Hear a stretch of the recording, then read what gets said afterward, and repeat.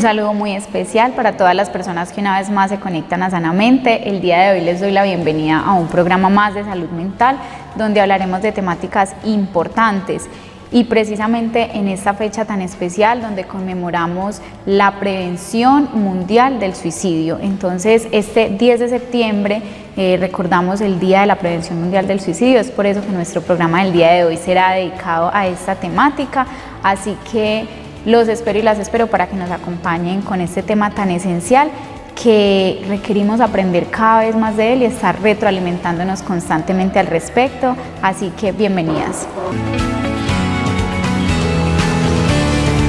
El día de hoy, para hablar de este importante tema, nos acompaña nuestra compañera y colega Daniela Hincapié, psicóloga del CDI de nuestro municipio, quien en anteriores programas ha estado con nosotros y una vez más se encuentra acá para hablar de esta temática. Daniela, ¿cómo estás? Bienvenida nuevamente y gracias por siempre estar dispuesta a apoyar todos estos espacios de interés para la comunidad. Bueno, un saludo muy especial a toda la comunidad, a ti Liz, muchas gracias por invitarme nuevamente a estos programas y hoy con un tema tan especial, tan fundamental y tan importante como es en el día y en la fecha que es el día de hoy. Bueno, Dani, yo creo que esta acción que estamos generando el día de hoy apunta para empezar precisamente a una de las acciones importantes que se conmemoran o que se buscan con este día, y es la desmitificación del suicidio. Y es que cada vez más estamos hablando de forma masiva a través de los medios de esta temática tan importante, y es que los mitos todavía existen a raíz de del tema en mención del suicidio, y es importante que la comunidad sepa que nosotros no nos cansaremos de hablar de todas estas situaciones en salud mental, para que sepan que tienen todo el apoyo de la interinstitucionalidad para recurrir a buscar ayuda en caso de que la necesiten. Y es que es muy común, antes de que empecemos a hablar de estos conceptos de nuevo, que las personas todavía sientan mucho temor a hablar de estas temáticas que pueden ser muy sensibles y que afectan grandemente las familias, Dani. Y me imagino que, por ejemplo, en tu caso, donde se atienden niños y niñas, sí que es cierto que pronto has podido vivenciar de primera mano que todavía hay mucho tabú, sobre todo porque pensaremos, bueno, pero a los niños pequeños no puede pasarnos, pero resulta que no solo son los niños pequeños, son también los grupos familiares, las mamás, los papás y algunas conductas que los niños aprenden por fuera del hogar. Así es, Liz, el suicidio aún sigue siendo un tema muy escondido, digamos, o que se habla aún mucho desde el desconocimiento, desde el tabú, ¿cierto? Entonces aún nos cuesta mucho hablar del tema, aún nos cuesta mucho acompañar todo lo que tiene que ver con este tema, y cuando lo hablamos, digamos que lo hablamos también desde el conocimiento y propiciando también que se siga creando esos mitos con respecto al tema. Entonces es muy importante que, sobre todo en una fecha como hoy, tratemos de hablar, de abarcarlo, de dar la mayor información posible para que con el tiempo podamos acabar un poco con estos mitos y podamos hablar con más facilidad del tema, abordarlo mejor y también prevenirlo cada vez más. Bueno, Dani, entonces yo creo que podemos continuar en esta sensibilización con un poco más de acercamiento a la comunidad, con las diferentes definiciones que se conocen, para que nos formalicemos con estos temas, para que seamos más cercanos a ellos y cualquier persona esté en la capacidad de identificarlo y de buscar ayuda. Y podemos partir hablando de que el suicidio es el acto deliberado de acabar con la vida propia, ¿cierto? Es donde mediante un gesto, mediante alguna conducta que ya vamos a definir un poquito mejor, se realiza o se tiene un comportamiento que acaba con la vida de la persona de forma intencional, ¿cierto? Esto es lo que conocemos entonces como suicidio. Pero resulta que no solamente se tejen los conceptos alrededor de lo que corresponde al suicidio como tal, y entonces es allí donde nos encontramos otros términos, por ejemplo, como el pensamiento de muerte, que es un pensamiento que puede ser repentino, que gira en torno a esa idea de morirse sin que necesariamente haya una estructura de cómo hacerlo. Y este pensamiento repentino puede aparecer en cualquier momento de la vida. Cualquier persona en algún momento puede, ante alguna situación que le genera un desequilibrio, pensar en la muerte como una posibilidad, como algo que está allí latente, ojo, y que no necesariamente tenga estructurado un plan suicida. Y allí se articula otro concepto. El plan suicida es cuando ya tenemos entonces, adicional a este pensamiento, esta idea activadora, una estructura de cómo llegar a hacer qué, que generalmente busca hacerse daño a sí mismo. Pero también tenemos otras conductas y hablamos entonces del gesto suicida. Cuando nos referimos entonces al gesto suicida, tenemos entonces algunos comportamientos que generan un daño en la persona. Este daño puede ser letal o no, y ahí podemos involucrar entonces eventos como por ejemplo el cutting, que es lo que hemos hablado también en anteriores programas, y es esta intencionalidad de generarse lesiones físicas a través de cortes en diferentes zonas del cuerpo. Pero también tenemos los actos suicidas donde se ingieren medicamentos o donde se realizan acciones que atentan contra la salud y el bienestar de la persona. Esto asociado, como les digo, a una estructura. El intento que está asociado a ellos es cuando se realiza esta acción con el fin de generarse daño. Y pues lo que les mencionaba de los cortes o de la autolesión, más bien se conoce entonces como este gesto, como este llamado que tienen las personas ante una situación. Y aquí podemos enlazar, junto con la desmitificación que hablábamos, este llamado que hacen las personas, que se ha estigmatizado tanto. Cuando alguien hace este tipo de cosas es porque está llamando la atención. Claro, está llamando la atención para algo que requiere, para una solicitud expresa de ayuda, y cuando alguien está llamando la atención, lo que deberíamos hacer es responder, ¿cierto? Exacto. Buscar la forma de ayudar a esta persona, que ha sido, y ya entrándonos un poco en los mitos, ha sido como uno de los principales mitos que podríamos hablar entre muchos otros que ya vamos a complementar. Mitos sobre cuando alguien busca ayuda y llama la atención, en vez de responder a ese llamado, lo que hacemos es ignorarlo, ¿cierto? No, yo no voy a hacer nada porque está llamando la atención, y es paradójico porque cuando se llama la atención precisamente es porque se busca que sea atendida esta necesidad. Así es, Liz, ese yo creo que es el mito de los más nombrados y el más importante y al que más atención hay que prestarle, ¿cierto? El suicidio es y será siempre, o el intento de suicidio es y será siempre un llamado de atención, y como tú misma lo mencionas, siempre hay que prestarle atención a ese llamado, hay que preguntarnos qué necesita la otra persona que busca esa atención en este momento, ¿cierto? Sea atención de su círculo familiar, de sus redes de apoyos, una atención específica en medicina, algún tipo de atención, pero siempre, siempre, y es fundamental que le hagamos caso a ese tipo de llamados, ¿cierto?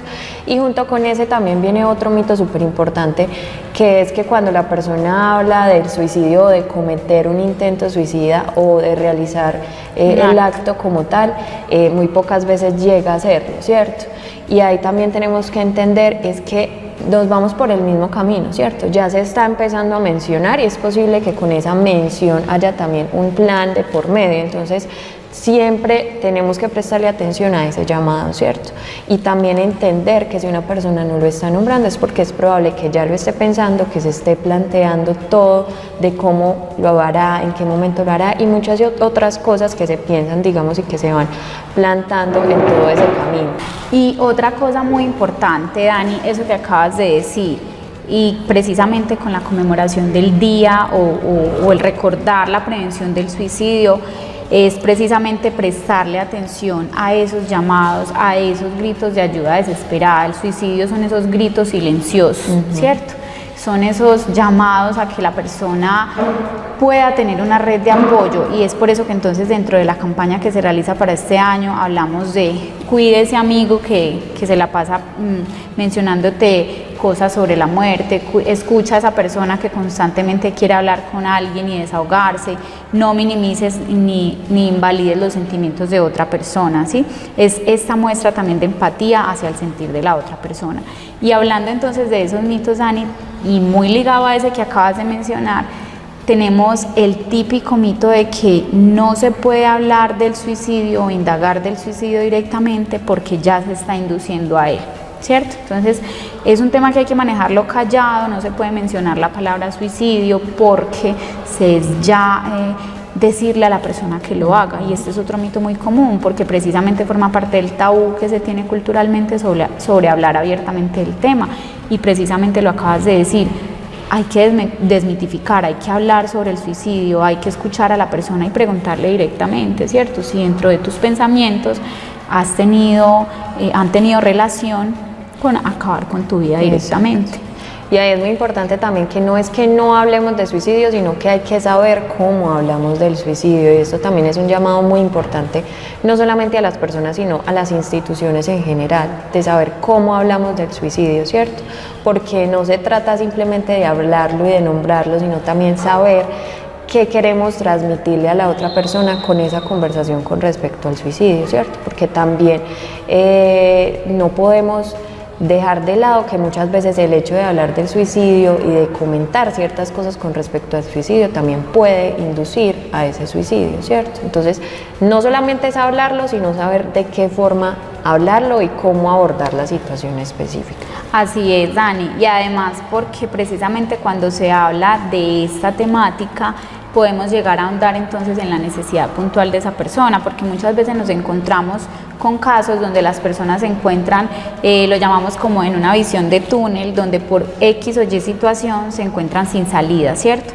Y mira que aquí hay que diferenciar que la persona, aunque puede estar mencionando ideas suicidas o pensamientos suicidas, no necesariamente quiera acabar con su vida, sino con una situación puntual que le está generando malestar, ¿cierto?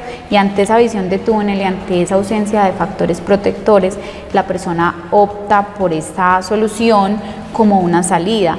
Y muchas veces ese apoyo o ese indagar o ese acompañar y preguntar puede ayudar a salvar una vida de una situación donde desde otras miradas se puede salir y donde la persona no sienta que solamente esa es la opción que tiene y pueda buscar otras alternativas, que muchas veces lo que se busca precisamente con esto es desestigmatizar y poder buscar otras opciones. Sí, Liz, eso es muy, muy cierto. Entonces, por eso hay que hablarlo, pero también hay que saber cómo hablarlo y que de pronto desde lo que hablemos no logremos causar más daño.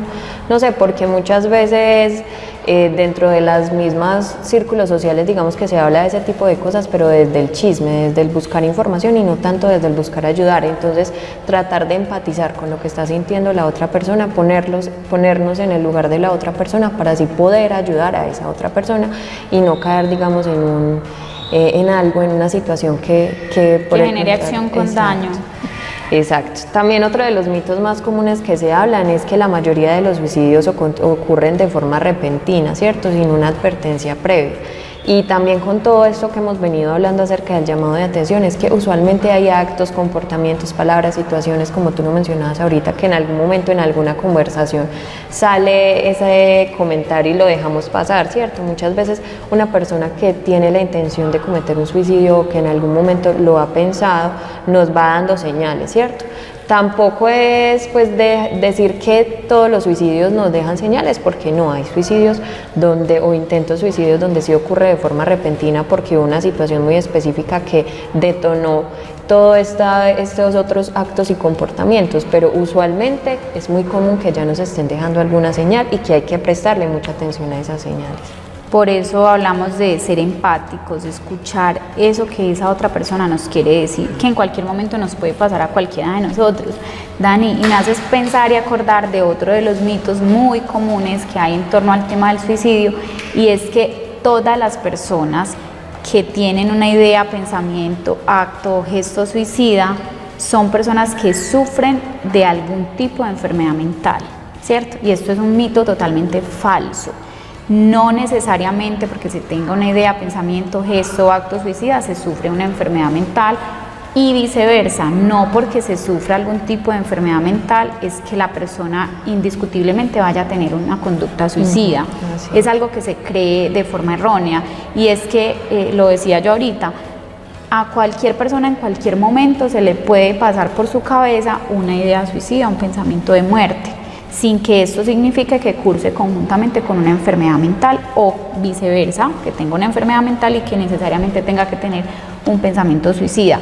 Obviamente este tipo de cosas se profundizan ya en el ámbito médico con la atención psicológica y psiquiátrica, pero es algo que queremos desmontar para que no se estigmatice también a la persona, porque muchas veces las personas no buscan ayuda, no comentan estas situaciones porque inmediatamente van a ser tachadas o tildadas como estoy loca, estoy loco, tengo una enfermedad mental, soy un paciente de psiquiatría, ¿cierto?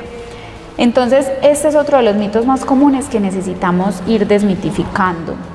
Y por eso es importante que tengamos todo esto presente para que podamos brindar la ayuda necesaria cuando nos ocurra un caso de estos. Así es, Liz, claro, hay enfermedades, hay trastornos mentales que sí, digamos que entre sus prevalencias también hay un indicador de que puede haber una ideación o una conducta suicida, pero realmente no siempre deben estar ligados ante este tipo de enfermedades o trastornos mentales. Bueno, Dani, yo creo que podemos también hablar un poquito de eso que nosotras siempre mencionamos en los temas que tratamos, y es esos factores de riesgo que predisponen o que pronto están un poco más frecuentemente asociados a conductas suicidas, ¿cierto? Y por ejemplo, para mí uno de los factores muy importantes que pueden ser o protector o de riesgo, pero que en este caso lo vamos a mencionar de riesgo, es el apoyo o la red familiar.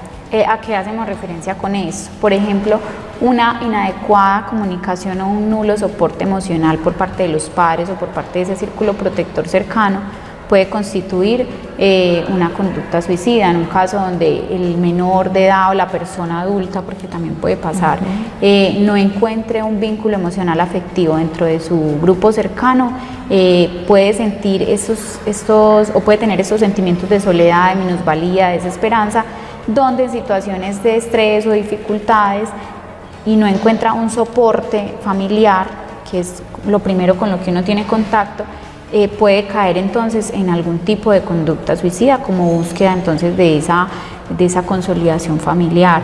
Pero hay muchos otros factores de riesgo, por ejemplo. Así es, Liz, yo creo que lo más fundamental siempre como factor protector y de riesgo sería la red de apoyo, tanto familiar como social. Sin embargo, pues también tenemos, por ejemplo, el abuso de sustancias psicoactivas o de alcohol, también tenemos dificultades con respecto al sueño, ¿cierto? El insomnio, la falta de sueño, que además también viene a ser un síntoma de que algo está pasando a nivel de nuestra salud mental. Tenemos también la sobrecarga laboral, el estrés. Todos esos son factores que generan un riesgo dentro de nuestra salud mental y que a la larga pueden también generarnos este tipo de pensamientos y de ideaciones. Dani, otro factor de riesgo y además un signo de alarma es las situaciones, por ejemplo, de acoso escolar o ciberacoso, ¿cierto? Por eso la invitación es para los papás, para los cuidadores de nuestros niños y niñas, estemos alertas, estemos atentos, preguntándole a nuestros hijos cómo se sienten en la institución educativa, con su círculo cercano de amigos, estar pendientes qué hacen nuestros hijos, y hemos sido muy reiterativos con el tema, porque si bien el Estado tiene unas funciones de atención, promoción y prevención en salud, es importante reconocer que el grupo familiar y que los padres son los primeros responsables entonces del cuidado de sus hijos, de sus hijas, y por eso la invitación es para indagar sobre estas situaciones. Un niño que está presentando situaciones de acoso escolar, de bullying, de ciberacoso, de pronto incluso conductas de acoso sexual, es una persona que está en un alto riesgo de tener conductas suicidas por esta búsqueda de ayuda, por esta situación que genera malestar, porque un menor en una situación de acoso que no encuentre dónde poner como esta situación en contexto y pueda ser ayudado, orientado, puede terminar entonces en una conducta de generarse daño a sí mismo, de generar daño a otros. Esta también es un factor de riesgo que hay que tener en cuenta. También la invitación para las instituciones educativas para que puedan identificar este tipo de conductas y darle un manejo no solo a la persona que está siendo víctima, sino también a quien está haciendo las veces de victimario, que también se debe indagar los motivos, las razones o las situaciones por las que este menor o esta persona llegó a esa conducta de acoso hacia esa otra persona. Otro de los factores de riesgo que lo mencionábamos ahorita, que no es que sea obligatorio, pero puede concursar con una conducta suicida, es algún antecedente de enfermedad mental que no sea bien cuidado. También acá la invitación es a esta sensibilización con las personas que conocemos que tengan algún diagnóstico en salud mental, ser empáticos, estar cuidando de esas personas también. Nosotros podemos aportar nuestro granito de arena desde preguntar cómo va con su tratamiento, si puedo ser de ayuda en algo, si está siendo juicioso, adherente al tratamiento farmacológico en caso de que lo esté usando o al tratamiento psicoterapéutico. Entonces mira que son estrategias que podemos fomentar para cuidar y ayudar a esas personas. También, además de factores de riesgo, hay unos factores protectores, y creo que yo acabé ya de decir uno, esa empatía o ese estar pendiente de la persona sobre su estado emocional, desde cosas tan simples como preguntarle cómo se levantó y cómo se siente, si se ha estado alimentando bien, si ha estado durmiendo bien. Yo creo que son pequeñas acciones que generan sensibilización y empatía con las otras personas, pero hay muchas más estrategias protectoras que podemos hacer a la hora de prevenir el suicidio. Así es, Liz. El primero y el más importante es hablarlo, ¿cierto? Digamos que este tipo de cosas generan prevención y de que podamos hablar fácilmente de este tema. Entonces, uno de los factores protectores es la información, informarnos sobre este fenómeno, sobre esta situación, una buena red de apoyo donde escuchemos, no solamente debe ser familiar, ¿cierto? También una buena red de apoyo social y comunitaria es fundamental, porque digamos que hay situaciones donde no se puede contar con esa red de apoyo familiar tan fortalecida. Entonces también tener amigos, vecinos que nos acompañen en todos estos procesos y con los que podamos hablar, desahogarnos fácilmente. La alimentación siempre será fundamental, el tener una rutina también genera que nosotros podamos mantener nuestro día a día de una manera más tranquila y nos ayude también, digamos que con los niveles de estrés, que a la larga también puede generar ideación suicida, las sobrecargas de estrés.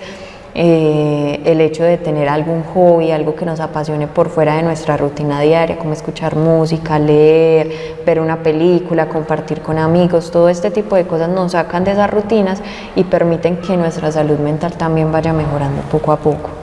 Dani, y también es importante aquí hablar sobre algo que hoy por hoy toma también cierta relevancia, y es la invitación a desnaturalizar la vida perfecta que se muestra en redes sociales, ¿cierto?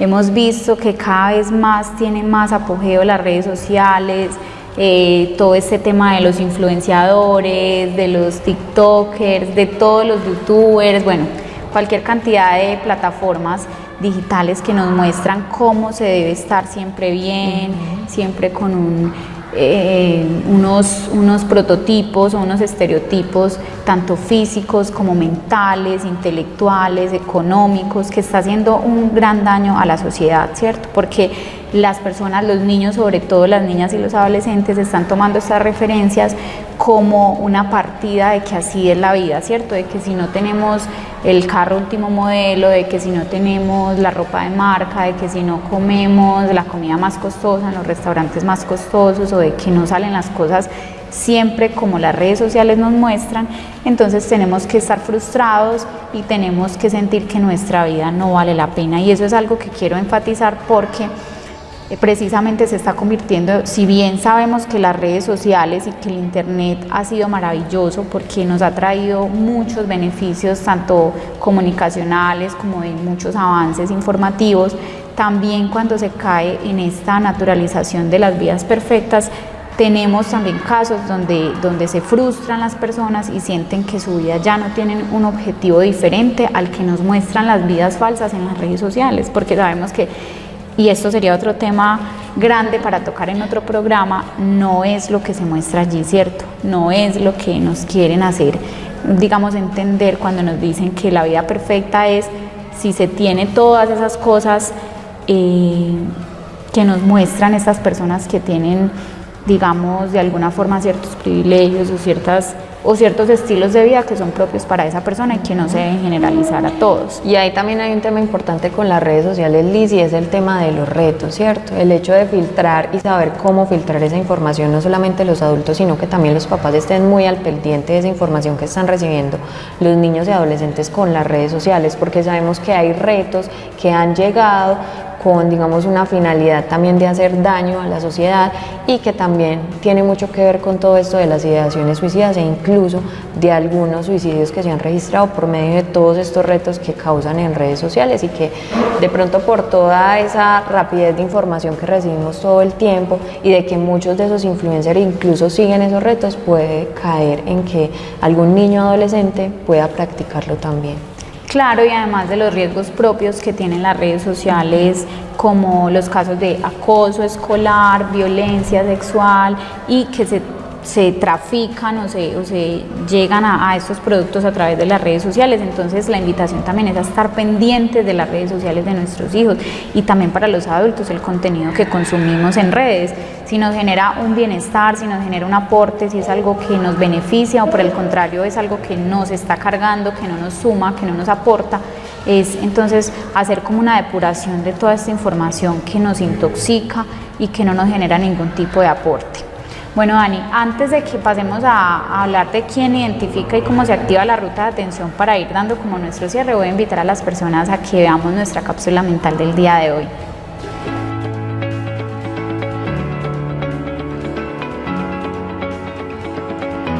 Hablemos de prevención del suicidio. El suicidio es un problema complejo que afecta no solo a la persona que fallece por esta causa, sino que repercute en todo su entorno, su familia, amistades y comunidades en que la persona participaba. No existe una causa única para el suicidio. Diferentes factores pueden influir en que una persona presente riesgo suicida. Entre ellos encontramos factores biológicos, psicológicos, familiares y sociales. Todos ellos pueden interactuar para que alguien piense en querer estar muerta o muerto, o en quitarse la vida, y se presentan de diferentes maneras en las personas. ¿A qué señales debo poner atención? Señales de alerta indirectas de riesgo de suicidio. Desinterés, desánimo, irritabilidad. Disminución del rendimiento académico o laboral y de las habilidades para interactuar con otras personas. Aumento en el consumo de alcohol y otras drogas. Alteración de los hábitos de sueño y alimentación. Señales de alerta directas de riesgo de suicidio. Escribir o hablar sobre deseos o amenazas de morir, herirse o matarse. Sentimientos de desesperación, bloqueo, sufrimiento que no puedes soportar o del que no se puede escapar. Sentimientos de ser una carga para el resto o sentirse responsable de todo lo malo que sucede. Buscar modos para matarse en internet o redes sociales. Intentar acceder a medios para quitarse la vida. Realizar acto de despedida como envío de cartas o mensajes por redes sociales. Dejar regalos o hablar como si ya no fuera a estar más presente. Presentar conductas autolesivas, cortes, quemaduras o rasguños en el cuerpo. Hay personas que pueden ocultar sus sentimientos. Por ello, la forma más segura de saber si alguien está pensando en el suicidio es preguntarle directamente. Realizar esta pregunta no dará la idea de suicidio a la persona. Hablar de suicidio no lo promueve, lo previene. Si ves que algo no anda bien en una persona, detectas alguna señal de alerta, sabes de alguien que ha pensado en que estaría mejor muerta o muerto, o que te ha mencionado la posibilidad de quitarse la vida, acércate, háblale y escúchale con paciencia. No le juzgues y hazle sentir que estás con ella. Lo más importante, acompáñala a buscar ayuda profesional. Bueno, vemos que con esta cápsula mental también tenemos algunos elementos que recogen todo lo que queremos manifestarles a través de este programa. Bueno, Dani, hay que puntualizar acá antes de ir cerrando y de contarle a las personas quién y cómo se activa la ruta, un poquito más sobre esos signos de alarma para que los tengamos en cuenta. Uno de los signos de alarma que podríamos manifestar acá es el cambio actitudinal o comportamental repentino que pueda tener una persona, ¿cierto? Que lo dijimos ahora, no necesariamente tiene que ser que deje señales o que lo manifieste, pero digamos que una de las señales comunes es precisamente que lo manifieste o que tenga un cambio comportamental donde deje de hacer cosas que habitualmente hacía o de disfrutar cosas que generalmente le gustaban o de asistir a lugares en los que se sentía a gusto y que pueda dar cuenta de que esa persona ha tenido un aislamiento social significativo. Exacto, esa es una de las más importantes y con esa también va el hecho de que empecemos a notar que nos están regalando cosas que son de mucho aprecio y valor para esa persona, que nos entregue cartas con mensajes que puedan estarnos significando algo, que se distancie mucho de ese tipo de actividades como tú misma lo mencionabas. También el hecho de todas las dificultades con los temas de sueño, insomnio o por el contrario que durmamos más de lo que usualmente haríamos, dificultades para levantarnos de la cama, para hacer nuestras actividades comunes como trabajar, ir a estudiar, ir a X lugar. Son todos esos signos y síntomas que nos pueden estar hablando de algo a lo que hay que prestarle atención.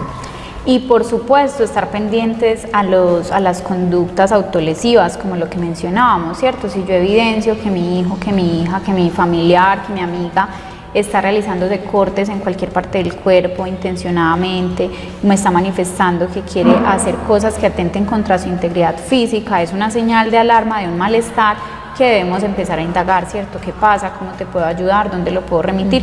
Y es aquí donde ya identificando todos estos síntomas que acabamos de mencionar, podemos entonces pasar a la activación de la ruta. Cuando ya conocemos todos estos conceptos que mencionamos al inicio de cómo se reconocen y cómo se identifican, ¿quién activa la ruta? Cualquier persona, ¿cierto? Yo como amiga, como amigo, como profesor, como papá, como mamá, como docente de fútbol, como, no sé, profesora de patinaje, como vecina, puedo identificar la ruta, puedo identificar el caso y puedo activar la ruta, ¿cierto? ¿Cómo activo la ruta? Pues bueno, uno de los primeros pasos es tratar de hacer un acercamiento inicial a la persona, si le tengo confianza, si puedo indagarle sobre lo que le pasa y cómo puedo ayudarla respetando también esa voluntad. Y acudiendo o informando a la persona para que acceda a los servicios de salud, ¿cierto? Que solicite una cita con uno de los médicos generales para valoración y remisión a psicología o psiquiatría según el caso. O también, listo, que en un primer momento no se pudo acceder a la atención, ojo, teniendo en cuenta que no es una urgencia, ¿cierto? Si tenemos un caso de intoxicación grave, donde la vida de la persona está en riesgo inminente, hay que llevarlo al servicio de urgencias. Pero si hablamos entonces de un caso que se puede conversar, que se puede solicitar el apoyo a través de terceros, están entonces las zonas de escucha que tenemos en el municipio y se las vamos a recordar. Entonces tenemos una zona de escucha en el CDI donde tenemos 2 psicólogas que están disponibles para atender a las personas que requieran algún tipo de orientación y asesoría gratuita. Tenemos también la psicoorientadora de la institución educativa, que también está disponible para realizar cualquier tipo de asesoría o orientación. Está el psicólogo del hospital, que también puede brindar una orientación a cualquier persona sin ningún costo. Tenemos entonces también el servicio de orientación psicológica en la Secretaría de Gobierno, donde pues me encuentro yo realizando las atenciones a las personas que lo soliciten. Se me escapan. Tenemos la psicóloga del programa Consentidos que tiene la Administración Municipal, que trabaja articuladamente en la Secretaría de Bienestar y Desarrollo Social y la institución educativa, pero también puede hacer una orientación en caso de que se requiera. Y tenemos el psicólogo entonces que se encuentra en el Centro Día Gerontológico, que también nos puede brindar una orientación. Es decir, que tenemos muchos elementos para acudir en caso de que se requiera una ayuda. En caso de que se identifique, cualquier persona lo activa, busca la orientación y se le hace la remisión y la valoración del riesgo según sea el caso.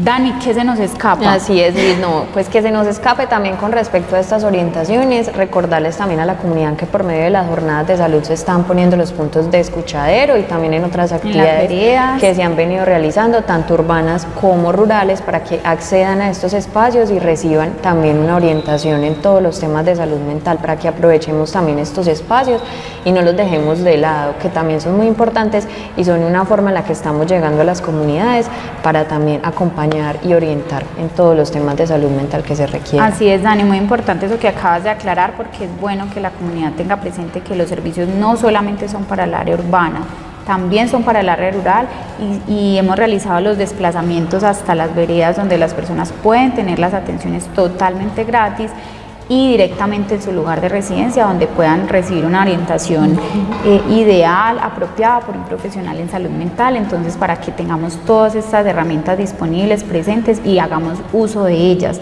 También quiero como cerrar con una corta reflexión, y es que si bien sabemos que hay casos donde desafortunadamente, como tú lo decías al principio, no se logró identificar o no se logró realizar algún tipo de acción para evitar que las personas atenten contra su vida, el suicidio sí es prevenible y el suicidio sí se puede acompañar y sí se puede brindar herramientas para que las personas cuiden su vida, porque finalmente lo que nosotros como profesionales de la salud mental hacemos es preservar la vida. Entonces siempre vamos a estar en pro de ese cuidado de la misma, tratando de que las personas se valgan de las herramientas necesarias y disponibles para que puedan sobrellevar la situación que les esté generando malestar. Entonces es importante que no dejemos de lado como la importancia que este tema merece para que podamos ayudar a otras personas cuando lo necesiten, y teniendo en cuenta que en cualquier momento de nuestra vida cualquiera de nosotros y de nosotras puede presentar un pensamiento de muerte, una ideación suicida, y sería muy triste no tener en quién apoyarnos y no sentir esa empatía de nuestra red protectora, que es también el medio en el que nos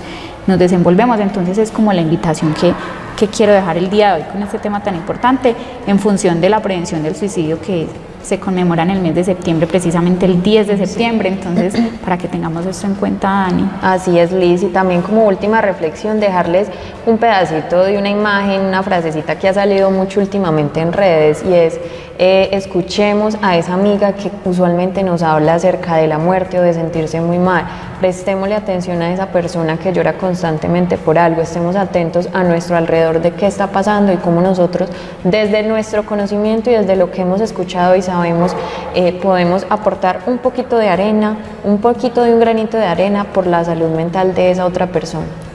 Así es, Dani, todos y todas podemos, sin ser psicólogos o psicólogas, ayudar, escuchar, brindar una primera respuesta a esa persona que necesita ayuda, solamente con algo que puede parecer tan básico, pero a la vez es tan valioso como escuchar y acompañar, ¿cierto? Escuchar y acompañar son dos acciones de gran importancia que pueden salvar vidas. Entonces, la invitación es esa: seamos empáticos y entre todos trabajemos porque el suicidio sí se puede prevenir. Entonces quiero dar el cierre a este programa con esa reflexión que acabaste de hacer, Dani. También quiero agradecerte por haber participado el día de hoy en nuestro programa y esperamos verte en próximos programas, por supuesto. Liz, muchísimas gracias a ti y muchas gracias a toda la comunidad por escuchar y acoger este tipo de programas tan importantes para nuestra comunidad. Bueno, Dani, por supuesto, como siempre, dar el agradecimiento especial a nuestro alcalde Juan Sebastián Pérez Flores por estos espacios, a nuestra Secretaría de Gobierno Daniela Guarín, a nuestro equipo de comunicaciones que siempre están allí pendientes, cuidando todos los detalles para que este programa llegue a ustedes, a nuestro canal comunitario Corpagua TV y a nuestra política pública de salud mental que hace posible este programa periódicamente a través de nuestras redes sociales. Entonces espero verlos en una próxima oportunidad con nuevos temas de interés en salud mental.